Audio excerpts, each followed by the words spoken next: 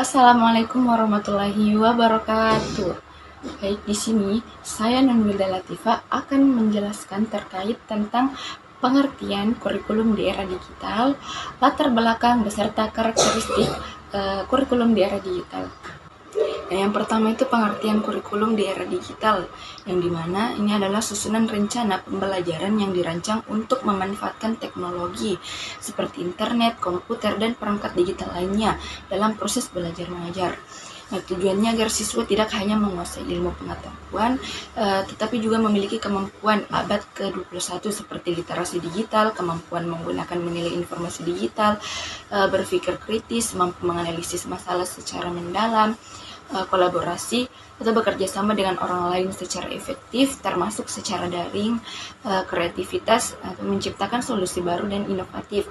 Nah, yang kedua itu latar belakang perubahan beberapa alasan mengapa kurikulum perlu diperbarui untuk era digital. Nah, kemajuan teknologi sangat cepat sehingga dunia pendidikan harus mengikuti agar tidak tertinggal. Kebutuhan global menuntut siswa memiliki kemampuan digital agar siap bersaing di dunia kerja. Nah, sifat siswa masa kini, Gen Z maupun Alpha yang sejak kecil sudah terbiasa dengan teknologi, ya, pandemi COVID-19 memaksa sistem pendidikan menggunakan teknologi secara masif, mempercepat transformasi digital dalam pendidikan. Yang ketiga yaitu karakteristik kurikulum di era digital. Nah, yang dimana fleksibel bisa diubah sesuai kondisi dan kebutuhan daerah atau siswa.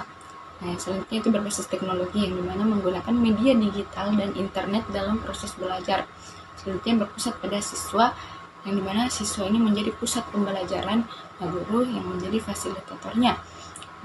Selanjutnya kolaboratif dan interaktif.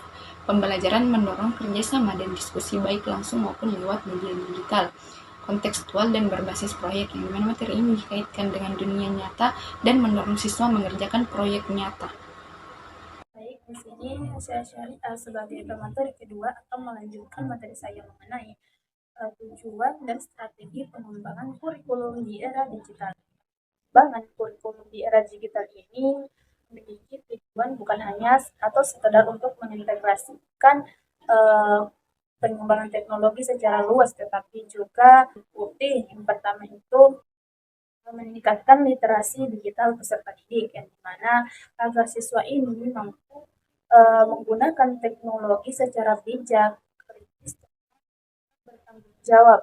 Nah, termasuk halnya juga dalam melakukan etika digital, keamanan data dan juga penggunaan yang secara sehat. Nah, yang tujuan yang kedua itu keterampilan berpikir tingkat tinggi, yang dimana misalnya seperti dalam hal berpikir kritis untuk menyelesaikan masalah atau biasa kita sebut sebagai problem solving, dan jadi keterampilan utama untuk sukses di era industri 4.0 dan Society 4.5. Dan yang ketiga itu, tujuan yang ketiga itu adalah menyiapkan siswa menghadapi dunia kerja dan juga kewirausahaan.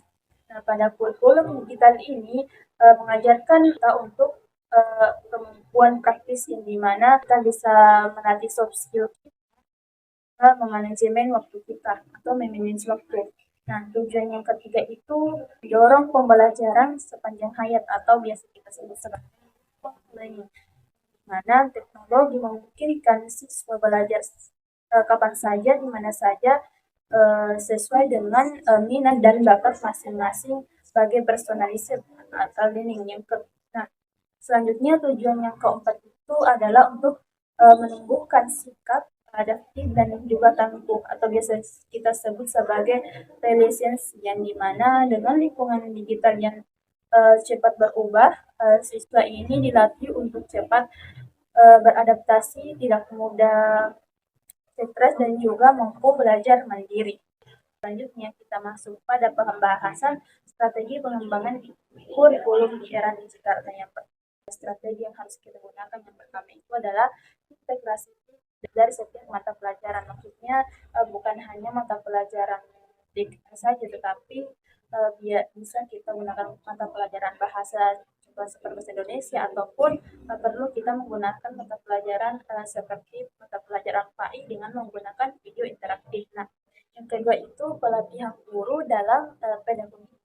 Nah, guru ini perlu dibekali keterampilan mengajar secara luas untuk mengelola LMS digital dan mendesain pembelajaran yang menarik dan juga interaktif. Nah, itu strateginya. Strategi yang selanjutnya itu adalah memanfaatkan platform digital pembelajaran seperti video classroom, model atau Canva, education services atau platform yang biasa digunakan oleh guru dan siswa untuk berinteraksi secara efisien.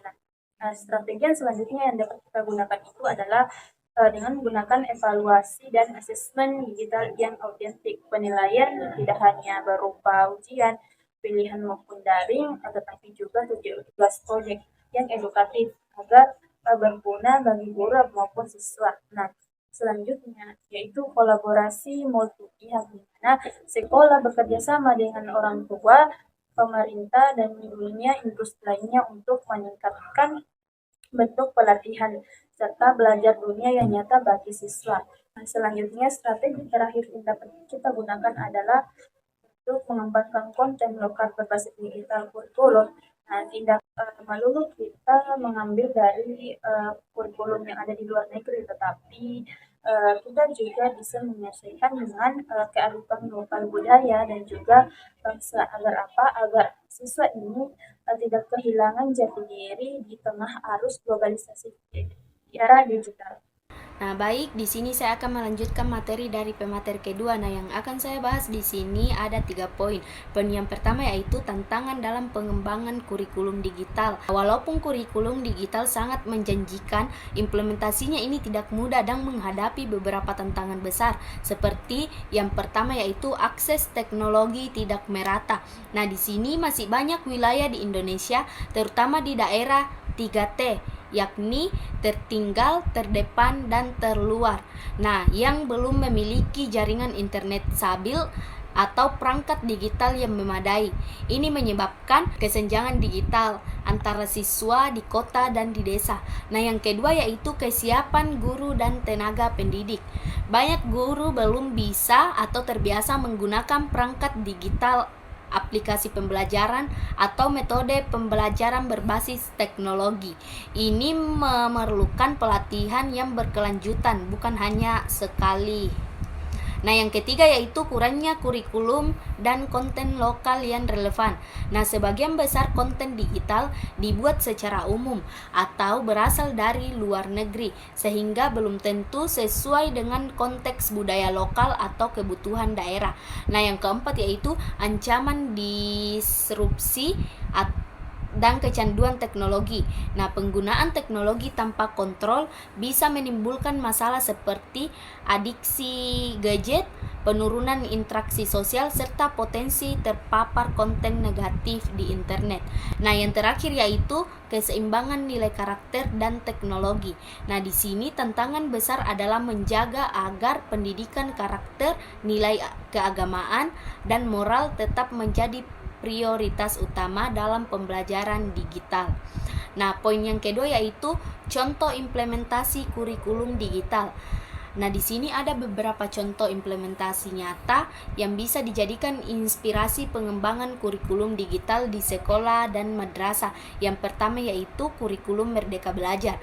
Nah, di sini menggunakan metode pendekatan dengan pembelajaran berbasis proyek atau PBL. Nah, di sini guru diberi kebebasan memilih metode dan materi yang sesuai dengan kebutuhan siswa, termasuk penggunaan teknologi seperti video, edukasi, e-book, atau aplikasi interaktif. Yang kedua yaitu blended learning dan hybrid learning. Nah, model pembelajaran yang menggunakan pertemuan fisik dan virtual, misalnya teori disampaikan melalui video atau e-learning. Nah, praktek atau diskusi dilakukan di kelas atau via Zoom atau Google Meet. Nah, yang ketiga yaitu penggunaan AI dan Big Data dalam pendidikan.